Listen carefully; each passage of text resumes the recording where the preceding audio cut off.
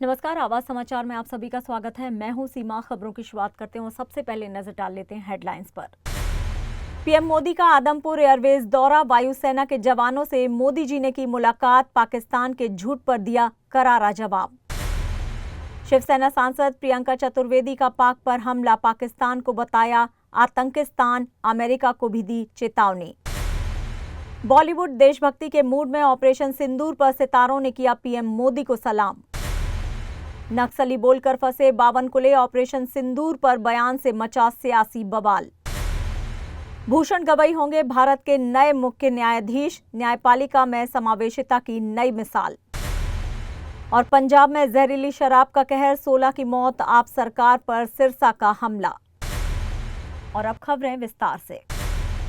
प्रधानमंत्री नरेंद्र मोदी ने पंजाब के आदमपुर एयरवेज का दौरा किया और सेना के जवानों से मुलाकात की। इस दौरान उन्होंने वायुसेना के जवानों से बातचीत की और मौजूदा हालात के बारे में जानकारी ली। दौरे की कई तस्वीरें सामने आई हैं, जिसमें पीएम मोदी के पीछे भारतीय लड़ाकू विमान की तस्वीरें दिखाई दे रही हैं। इस तस्वीर में विमान के ऊपर लिखा है, क्यों दुश्मनों के पायलट ठीक से सो नहीं पाते। ये तस्वीर पाकिस्तान के लिए एक बड़ा संदेश देती है। पीएम मोदी का ये दौरा ऐसे समय में हुआ है जब पाकिस्तान ने हाल ही में भारत के सैन्य ठिकानों को नुकसान पहुंचाने का फर्जी दावा किया था। पीएम मोदी के आदमपुर दौरे से पाकिस्तान के झूठ की पोल पूरी दुनिया के सामने खुल गई है। विदेशी सचिव विक्रम मिस्री ने पहले ही प्रेस कॉन्फ्रेंस में साफ कहा था कि सिरसा और आदमपुर एयरवेज को नुकसान पहुंचाने के पाकिस्तानी दावे पूरी तरह से गलत हैं। और पीएम मोदी के दौरे ने इस बात की पुष्टि भी कर दी है कि भारत की सैन्य तैयारियां और मजबूत हैं। ये दौरा भारतीय सेना के लिए भी एक बड़ा संदेश है और साथ ही देश की सुरक्षा और सैन्य तैयारियों को लेकर एक महत्वपूर्ण संदेश देता है। शिवसेना यूवीटी सांसद प्रियंका चतुर्वेदी ने पाकिस्तान की ओर से सीजफायर के उल्लंघन को लेकर बड़ा बयान दिया। उन्होंने कहा कि पाकिस्तान सीजफायर तोड़ रहा है, लेकिन हमारी सेना जवाबी कार्रवाई करने के लिए तैयार है। हमारी कार्रवाई में आम नागरिकों को निशाना नहीं बनाया गया था। उन्होंने कहा कि पाकिस्तान अब पाकिस्तान कम रह गया है, बल्कि वो आतंकिस्तान बन गया है। जब तक पाकिस्तान अपने आतंकी गतिविधियों को बंद नहीं करता, तब तक उसके साथ कोई भी बातचीत नहीं हो सकती है। इसी तरह किसी आतंकी देश के साथ व्यापार नहीं हो सकता। प्रियंका चतुर्वेदी ने अमेरिकी राष्ट्रपति को भी नसीहत दी है। प्रियंका चतुर्वेदी ने कहा कि अमेरिकी राष्ट्रपति को याद रखना चाहिए कि 7/11 के पीछे का व्यक्ति ओसामा बिन लादेन पाकिस्तान में ही पाया गया था। मुंबई आतंकी हमले में अमेरिकियों की जान चली गई थी और ऑपरेशन सिंदूर में मारे गए एक आतंकवादी के अंतिम संस्कार में अमेरिकी घोषित आतंकवादी अब्दुल रऊफ पाक सेना के अधिकारियों के साथ मौजूद था। प्रियंका चतुर्वेदी ने आगे कहा कि मुझे नहीं लगता कि कांग्रेस कोई सवाल उठा रही है, बल्कि इस पर एक विशेष संसदीय सत्र बुलाने का सुझाव दे रही है।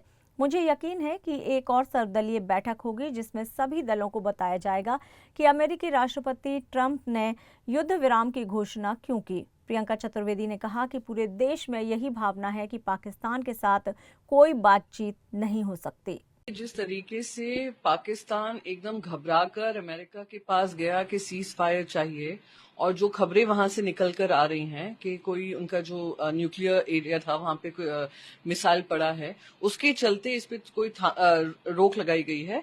पर जिस तरीके से बार बार पाकिस्तान सीज फायर वायलेशन कर रहा है, तो ये जवाबी कार्रवाई करने के लिए देश बिल्कुल तत्पर है और हमारी सेना बिल्कुल तैयार है कि इनको जवाबी कार्रवाई मिले, क्योंकि हमारी जो कार्रवाई हुई थी वो सिविलियंस को अटैक करके नहीं हुई थी, टारगेटेड थी, डेसिसिव थी और मेजर्ड थी। पर यहाँ पर जो कर रहे हैं कि ड्रोन्स भेज रहे हैं और लगातार सीज फायर वायलेशन कर रहे हैं, दुनिया को देखना चाहिए, वो खास करके वो देश जिन्होंने आईएमएफ का लोन इनको दिया, वो देश जो कहता है कि उनके साथ ट्रेड करेंगे, उन देशों को देखना चाहिए कि कितना पाकिस्तान की जो आर्मी है उन्होंने पूरा कब्जा जमाया हुआ है। एंड इट्स अ रोग नेशन। तो जो प्रधानमंत्री जी ने कहा है कि अगर वो इस तरीके के काम करेंगे तो हम उनको जवाब जरूर देंगे। बिल्कुल, क्योंकि पाकिस्तान कम रहा है, आतंकिस्तान ज्यादा बन चुका है और वो ग्लोबल सेंटर हो गया है जहां पे ट्रेनिंग होती है, रिक्रूटमेंट होता है, उनको वेपन्स दिए जाते हैं और दुनिया भर में जाकर वो आतंक मचाते हैं। तो ऐसे देश के साथ कोई संवाद नहीं हो सकता है जो हमारे ही देश के साथ भारत के साथ आतंकी हमले करता है। तो उन्होंने दो टूक उनको कहा है कि अगर आप इस तरीके की हरकत करेंगे तो जिस तरीके से पीओके जबरदस्ती जबरन ऑक्यूपाई कर रखा है उस पे ही बातचीत होगी। आतंकिस्तान जब तक वापस पाकिस्तान नहीं बनेगा तो हम आतंकिस्तान के साथ कोई संवाद नहीं करना चाहते हैं। तो जो उन्होंने कहा है बिल्कुल सही है और देश की जनता का भी मन यही है कि अब इनके साथ कोई बातचीत नहीं, अब इनके ऊपर पूरी की पूरी कार्रवाई होना लाजमी है। ऑपरेशन सिंदूर की सक्सेस के बाद प्रधानमंत्री नरेंद्र मोदी ने बीती रात देश को पहली बार संबोधित किया, जिसके बाद सुनील शेट्टी से लेकर आमिर खान तक बॉलीवुड के तमाम सेलेब्स ने भी सोशल मीडिया पर पोस्ट कर पीएम मोदी के संबोधन पर अपना रिएक्शन दिया है। आइए देखते हैं किस किस सेलिब्रिटी ने क्या कुछ लिखा है। आमिर खान के film production house Aamir Khan production ने अपने सोशल मीडिया अकाउंट पर एक नोट शेयर किया, जिसमें उन्होंने न केवल भारतीय सशस्त्र बलों का आभार व्यक्त किया बल्कि पीएम मोदी को उनके नेतृत्व के लिए धन्यवाद भी दिया। आमिर खान फिल्म प्रोडक्शन ने पोस्ट में लिखा, ऑपरेशन सिंदूर के नायकों को सलाम। हमारे सशस्त्र बलों की बहादुरी, साहस और हमारे देश की सुरक्षा के प्रति उनकी अटूट प्रतिबद्धता के लिए हार्दिक आभार। माननीय प्रधानमंत्री को उनके नेतृत्व और संकल्प के लिए धन्यवाद। जय हिंद। पोस्ट में हाथ जोड़ने वाले इमोजी भी शामिल किए गए।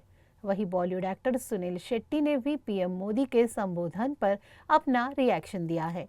उन्होंने अपने ऑफिशियल एक्स अकाउंट पर पीएम मोदी की तस्वीर शेयर करते हुए लिखा है कि पानी और खून एक साथ नहीं बहेगा। पवन कल्याण ने एक्स पर लिखा, वाह, माननीय प्रधानमंत्री नरेंद्र मोदी जी द्वारा ऑपरेशन सिंदूर के माध्यम से पूरे भारत और अंतर्राष्ट्रीय समुदाय को दिया गया एक सशक्त संदेश। आतंक और बातचीत साथ साथ नहीं चल सकते, आतंक और व्यापार साथ साथ नहीं चल सकते, खून और पानी साथ साथ नहीं बह सकते। मोदी जी, भारत माता की जय। वहीं अभिनेत्री कंगना रनौत ने एक्स पर प्रधानमंत्री नरेंद्र मोदी के संबोधन के बाद लिखा, प्रिय प्रधानमंत्री जी, आपने देश के लिए बेजोड़ साहस, बुद्धिमत्ता और अटूट प्रतिबद्धता और करुणा के साथ हमारा नेतृत्व किया है। हर मायने में आप एक महान नेता है। #मोदी। कंगना ऑपरेशन सिंदूर शुरू होने के बाद से पीएम मोदी और भारतीय सेना के सपोर्ट में पोस्ट कर रही हैं। वहीं टीवी के राम यानी अरुण गोविल ने एक्स पर एक तस्वीर शेयर की है, जिसमें वो पीएम मोदी को देश को संबोधित करते हुए टीवी पर देखते हुए नजर आ रहे हैं। इस तस्वीर के साथ अरुण गोविल ने कैप्शन में लिखा है, टेरर और टॉक एक साथ नहीं हो सकते, टेरर और ट्रेड एक साथ नहीं हो सकते, पानी और खून एक साथ नहीं हो सकते। महाराष्ट्र प्रदेश के बीजेपी अध्यक्ष साथ ही राजस्व मंत्री चंद्रशेखर बावनकुले को लेकर एक बड़ी खबर सामने आ रही है। मिल रही खबर के मुताबिक महाराष्ट्र बीजेपी अध्यक्ष और राजस्व मंत्री चंद्रशेखर बावनकुले का ऑपरेशन सिंदूर पर दिया गया उनका बयान उनके बड़बोलेपन में साफ झलकता और सुनाई दिया। 12 मई सोमवार के दिन प्रधानमंत्री मोदी ने देश को संबोधित किया और ऑपरेशन सिंदूर की सफलता की बात रखी, लेकिन बावनकुले महाराष्ट्र के नागपुर में मीडिया से बातचीत करते हुए एक बड़ी गलती कर बैठे। बावनकुले ने अपने बयान में कहा कि पीएम मोदी ने पाकिस्तान में घुसकर नक्सलवादियों को मारा है और यही शब्द उन्होंने 3 बार दोहराया, जबकि हमला आतंकवादियों पर हुआ था, न कि नक्सलियों पर। इस बयान के बाद विपक्ष हमलावर होता दिखाई दे रहा है। आइए सुनते हैं क्या कुछ कह रहे हैं चंद्रशेखर बावनकुले। मोदी जी ने पाकिस्तान में उनके घर में जाकर उस नक्सलवादी को खत्म किया और कहा कि कोई भी नक्सलाइट जो मूवमेंट होगा वो वार की तरफ से लड़ा जाएगा। अब नक्सलाइट मूवमेंट अगर इस महाराष्ट्र देश में होगा, हम वार के रूप में उससे घर के घुस के मारेंगे। अब देखना ये होगा कि बीजेपी नेता चंद्रशेखर बावनकुले अपने इस बड़बोले बयान पर क्या सफाई देते हैं और क्या बावनकुले अपनी जुबान फिसलने की गलती को मानते हैं या फिर उस पर अड़े रहते हैं। न्यायपालिका के इतिहास में एक नया अध्याय जुड़ने जा रहा है। 14 मई 2025 को भूषण रामकृष्ण गवई भारत के 52वें मुख्य न्यायाधीश के रूप में शपथ लेंगे। ये केवल एक नियुक्ति नहीं बल्कि सामाजिक न्याय और समावेशिता की दिशा में एक महत्वपूर्ण कदम है। 24 नवंबर 1960 को महाराष्ट्र के अमरावती में जन्मे गवई जी ने नागपुर विश्वविद्यालय से BA और LLB की डिग्री प्राप्त की। 1985 में उन्होंने वकालत की शुरुआत की और 1987 से बॉम्बे हाई कोर्ट में स्वतंत्र प्रैक्टिस शुरू की। और अब वो देश की सर्वोच्च अदालत के चीफ जस्टिस बनने जा रहे हैं। गवई जी भारत के दूसरे बहुजन मुख्य न्यायाधीश होंगे जो न्यायपालिका में समावेशिता और विविधता की दिशा में एक महत्वपूर्ण कदम है। पारिवारिक पृष्ठभूमि। गवई जी का परिवार सामाजिक सेवा में अग्रणी रहा है। उनके पिता RS गवई बिहार और केरल के राज्यपाल रह चुके हैं और रिपब्लिकन पार्टी ऑफ इंडिया के प्रमुख नेता थे। उनकी माता का नाम कमला गवई है। उनके भाई राजेंद्र गवई एक राजनेता और पेशेवर चिकित्सक भी हैं। न्यायिक सफर और प्रमुख निर्णय। गवई जी ने 2003 में बॉम्बे हाई कोर्ट के अतिरिक्त न्यायाधीश के रूप में नियुक्ति प्राप्त की और 2005 में स्थायी न्यायाधीश बने। 2019 में वो सुप्रीम कोर्ट के न्यायाधीश नियुक्त हुए। उन्होंने कई महत्वपूर्ण मामलों में निर्णय दिए हैं। नोटबंदी। केंद्र सरकार की 2016 की नोटबंदी योजना को वैध ठहराया। Electoral bonds. इस योजना को असंवैधानिक घोषित किया। अनुच्छेद 370। जम्मू कश्मीर को विशेष दर्जा देने वाले अनुच्छेद 370 को हटाने के फैसले का समर्थन किया। बुलडोजर विध्वंस। बिना कानूनी प्रक्रिया के संपत्तियों के विध्वंस को असंवैधानिक बताया। व्यक्तिगत जीवन। गवई जी की पत्नी का नाम तेजस्विनी गवई है और उनकी एक बेटी करिश्मा गवई है। उनका परिवार सामाजिक सेवा और न्याय के मूल्यों में विश्वास रखता है। गवई जी ने अपने करियर में 300 से अधिक निर्णय दिए हैं और 700 से अधिक पीठों का हिस्सा भी रहे हैं। उन्होंने संवैधानिक और प्रशासनिक कानून, नागरिक और आपराधिक कानून, वाणिज्यिक विवादों, पर्यावरण कानून आदि में महत्वपूर्ण योगदान दिया है। भूषण रामकृष्ण गवई की नियुक्ति न केवल न्यायपालिका के लिए बल्कि पूरे देश के लिए गर्व का विषय है। उनकी यात्रा हमें दिखाती है कि समर्पण, परिश्रम और न्याय के प्रति प्रतिबद्धता से कोई भी ऊंचाई प्राप्त की जा सकती है। नमस्कार, आवाज इंडिया में आप सभी का स्वागत है। मैं हूं सीमा। पंजाब में जहरीली शराब ने एक बार फिर से कई परिवारों को तबाह कर दिया है। अमृतसर में जहरीली शराब पीने से अब तक 16 से ज्यादा लोगों की मौत हो चुकी है, जबकि कई लोगों की हालत अस्पताल में गंभीर बनी हुई है। इस दर्दनाक हादसे ने प्रदेश में सियासी भूचाल ला दिया है। बीजेपी नेता मनजिंदर सिरसा ने इस मामले में आम आदमी पार्टी को घेरते हुए दिल्ली शराब घोटाले से इसका सीधा लिंक जोड़ दिया है।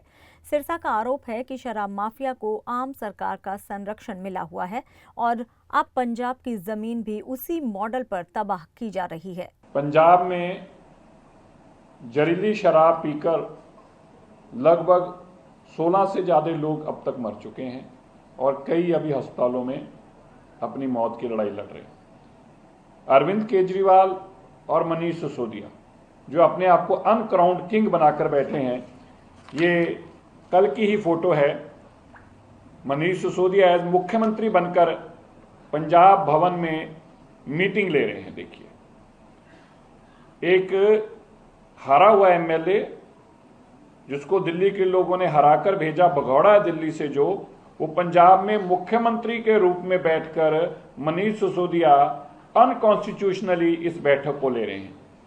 ये साबित करता है कि पंजाब की सत्ता को चलाने का काम अरविंद केजरीवाल और मनीष सिसोदिया जी कर रहे हैं। खबरों में यहाँ लेंगे एक छोटा सा ब्रेक। आप बने रहिए आवाज समाचार के साथ।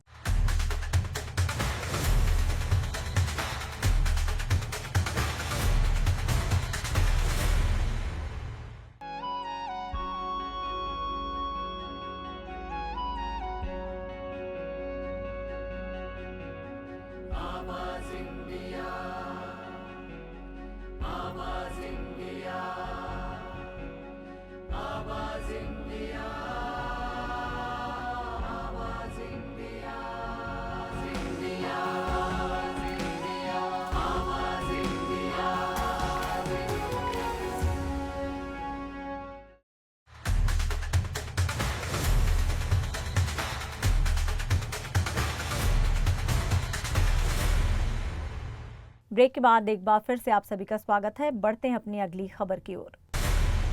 केंद्रीय माध्यमिक शिक्षा बोर्ड यानी कि CBSE ने कक्षा 10वीं का रिजल्ट जारी कर दिया है। परीक्षा में उपस्थित विद्यार्थी अपना CBSE बोर्ड रिजल्ट आधिकारिक वेबसाइट CBSE cbsc.gov.in पर जाकर चेक कर सकते हैं। इस साल सीबीएसई बोर्ड 10वीं का पास प्रतिशत 93.66% रहा है। लड़कियों का पास प्रतिशत 95% रहा है और लड़कों का पास प्रतिशत 92.63% रहा है, जबकि ट्रांसजेंडर का पास प्रतिशत 95% रहा है। सीबीएसई परीक्षा 10वीं बोर्ड परीक्षा 2025 का आयोजन 15 फरवरी से लेकर 18 फरवरी 2025 तक किया गया और इस साल 23,85,079 विद्यार्थियों ने परीक्षा के लिए रजिस्ट्रेशन कराया था। वहीं महाराष्ट्र राज्य माध्यमिक एवं उच्चतर माध्यमिक शिक्षा बोर्ड ने भी आज कक्षा 10वीं के नतीजे घोषित कर दिए हैं। इस बार एसएससी परीक्षा में 94.10% विद्यार्थी पास हुए हैं। इसमें भी लड़कियों ने लड़कों को पछाड़ दिया है। लड़कियों का कुल प्रतिशत 96.14 रहा, जबकि 92.31% लड़की परीक्षा में सफल हुए।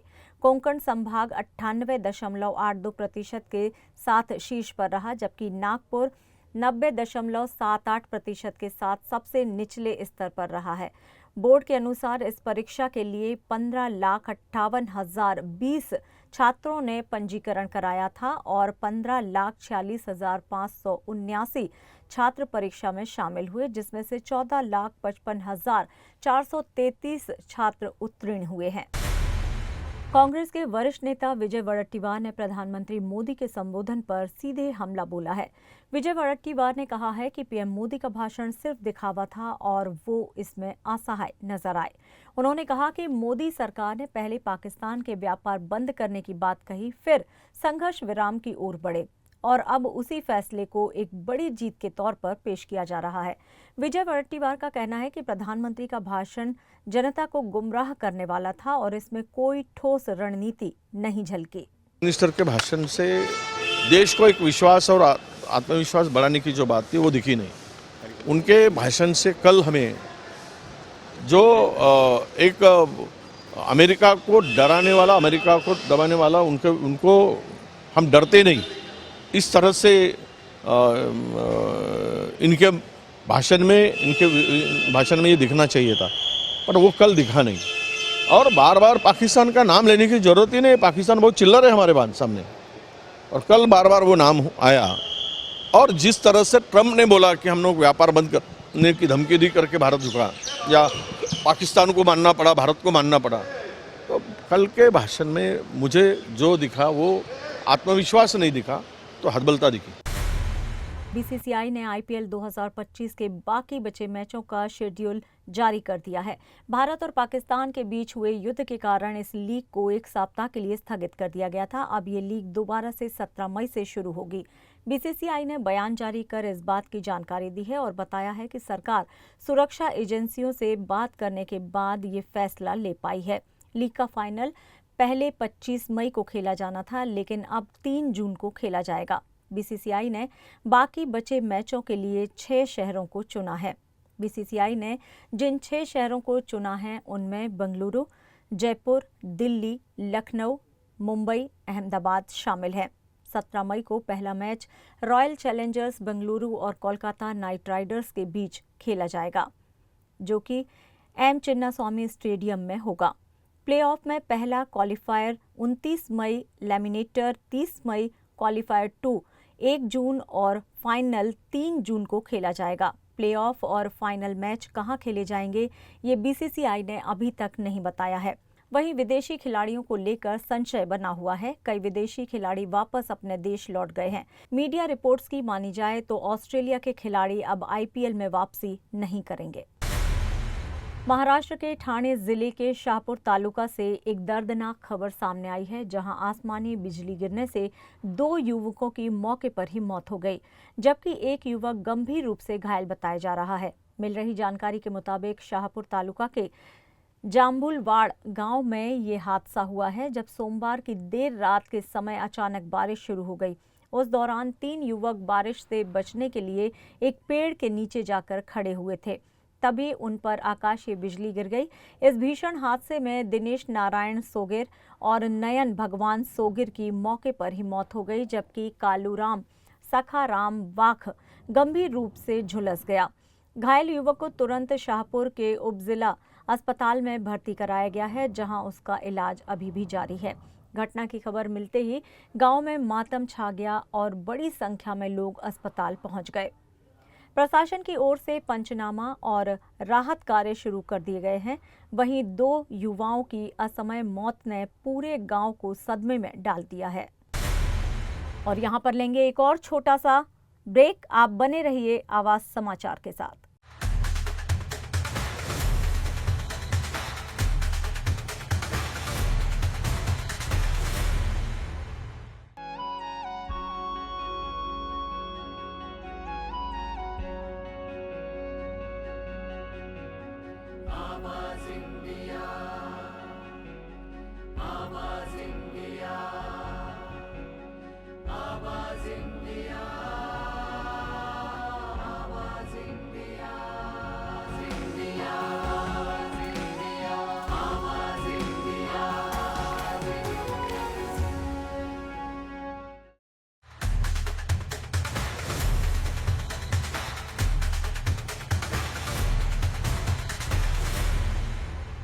ब्रेक के बाद एक बार फिर से आप सभी का स्वागत है। बढ़ते हैं अपनी अगली खबर की ओर। विराट कोहली और उनकी पत्नी अनुष्का शर्मा वृंदावन पहुंचे, जहां उन्होंने श्री राधे हित केली कुंज आश्रम में संत प्रेमानंद महाराज से भेंट की। दोनों ने महाराज से आशीर्वाद लिया और आध्यात्मिक चर्चा में भाग लिया। कोहली की ये संन्यास के बाद पहली सार्वजनिक उपस्थिति मानी जा रही है। विराट और अनुष्का ने संत प्रेमानंद के आश्रम में 3.5 घंटे से ज्यादा का समय बिताया। दोनों सुबह करीब 6 बजे आश्रम पहुंचे। विराट ने संत प्रेमानंद से गहन चर्चा की और उनसे पूछा कि असफलता से कैसे बाहर निकला जाए। इस पर प्रेमानंद ने कहा कि अभ्यास करना जारी रखें। आपको बता दें कि विराट ने सोमवार को टेस्ट क्रिकेट से संन्यास का ऐलान किया था और अब सिर्फ वो वनडे में खेलते दिखाई पड़ेंगे। वहीं विराट आईपीएल 2025 में रॉयल चैलेंजर्स बेंगलुरु की टीम का भी हिस्सा है और कुछ दिनों बाद वो आरसीबी टीम से जुड़ जाएंगे। विराट का टेस्ट क्रिकेट से संन्यास का फैसला उनके फैंस के लिए एक बड़ा झटका था। उनके फैंस उन्हें अलग अलग तरह से याद कर रहे हैं। नहीं, ठीक ही रहना चाहिए। हम आपको अपने प्रभु का विधान बताते हैं थोड़ा सा। जब प्रभु किसी पर कृपा करते हैं, ये वैभव मिलना कृपा नहीं है, ये पुण्य है। पुण्य से एक घोर पापी को भी बहुत देखो, पाप करके भी उनका कोई पुण्य है जिससे वो सुकृत पूर्व के सुकृतवश चल रहे हैं, नया पाप है। ये वैभव बढ़ना या यश बढ़ना ये भगवान की कृपा नहीं मानी जाती। भगवान की कृपा मानी जाती है अंदर का चिंतन बदलना, जिससे आपके अनंत जन्मों के संस्कार भस्म होकर और अगला जो है वो बड़ा उत्तम होगा। अंदर के चिंतन से होता, बाहर से कुछ नहीं होता। मात्र अंदर का चिंतन। अच्छा, अंदर का चिंतन हम लोगों का स्वभाव बन गया बहिर्मुखी। बहिर्मुखी मतलब बाहर यश, कीर्ति, लाभ, विजय, इससे हमको सुख मिलता है। अंदर से कोई मतलब नहीं रखता कोई विरला ही अंदर से। अब क्या होता है, भगवान जब कृपा करते हैं तो संत समागम देते हैं, फिर दूसरी जब कृपा होती तो विपरीतता देते हैं और फिर अंदर से एक रास्ता देते हैं। ये मेरा रास्ता है, ये परम शांति का रास्ता है, ये शांति का रास्ता नहीं। भगवान वो रास्ता देते और जीव को अपने पास बुला लेते हैं। बिना प्रतिकूलता के संसार का राग नष्ट नहीं होता। किसी को भी वैराग्य होता है तो संसार की प्रतिकूलता देखकर वैराग्य होता है। सब कुछ हमारे अनुकूल है तो हम आनंदित होकर उसका भोग करते हैं। जब हमारे ऊपर प्रतिकूलता आती है तब ठेस पहुंचती है कि इतना झूठा संसार, तो अंदर से भगवान रास्ता देते हैं। ये सही है। भगवान बिना प्रतिकूलता के इस संसार को छुड़ाने का कोई भी औषधि नहीं रखी। आज तक जितने बड़े महापुरुष हुए हैं, जिनका जीवन बदला है, उनको प्रतिकूलता का दर्शन करके बदला है। तो कभी प्रतिकूलता आए तो उस समय आनंदित हो कि मेरे ऊपर अब भगवान की कृपा हो रही। अनुपम खेर की निर्देशित फिल्म तन्वी द ग्रेट का world premiere Cannes film festival 2025 में होने जा रहा है। ये खबर भारतीय सिनेमा के लिए गर्व का पल है। 78वां कांस फिल्म फेस्टिवल 13 से 24 मई 2025 तक फ्रांस में होगा। तन्वी द ग्रेट का प्रीमियर फेस्टिवल के मार्शे डू फिल्म सेक्शन में होगा। अनुपम खेर ने इस खबर को सोशल मीडिया पर साझा करते हुए खुशी जताई है। तन्वी द ग्रेट में कई बड़े कलाकार नजर आएंगे, जिनमें करण टेकर, जैकी श्रॉफ, अरविंद स्वामी और बोमन ईरानी शामिल हैं। अनुपम खेर खुद कर्नल प्रताप रैना का किरदार निभा रहे हैं। फिल्म की कहानी को अभी गुप्त रखा गया है, लेकिन इसे एक भावनात्मक और प्रेरणादायक कहानी बताया जा रहा है। नई अभिनेत्री शुभांगी लीड रोल में डेब्यू कर रही हैं। अजय देवगन के बेटे युग देवगन अब फिल्मी दुनिया में डेब्यू करने के लिए तैयार हैं। वो जैकी चैन की Hollywood film karate kid legends की हिंदी डबिंग में बेन बॉन्ग का किरदार निभाएंगे। इस फिल्म में अजय देवगन भी हिस्सा ले रहे हैं। वो जैकी चैन की आवाज बनेंगे। निर्माताओं ने सोशल मीडिया पर एक तस्वीर शेयर की है, जिसमें अजय देवगन और युग देवगन साथ में नजर आ रहे हैं। फिल्म का हिंदी ट्रेलर जल्द ही रिलीज किया जाएगा। फिल्म दुनिया भर के सिनेमा घरों में 30 मई को रिलीज होगी। अजय देवगन के बेटे युग देवगन के डेब्यू से फैंस काफी उत्साहित हैं। आपको बता दें कि इससे पहले भी स्टार किड्स ने फिल्मों में डेब्यू किया है, जैसे कि शाहरुख खान की बेटी सुहाना खान और सैफ अली खान के बेटे इब्राहिम अली खान ने। शाहरुख खान के बेटे अबराम खान ने भी मुफासा द लायन किंग में अपनी आवाज दी थी। अब अजय देवगन और युग देवगन की जोड़ी को देखने के लिए फैंस उत्सुक हैं। और फिलहाल आवाज समाचार में इतना ही। आप देखते रहिए आवाज इंडिया। नमस्कार।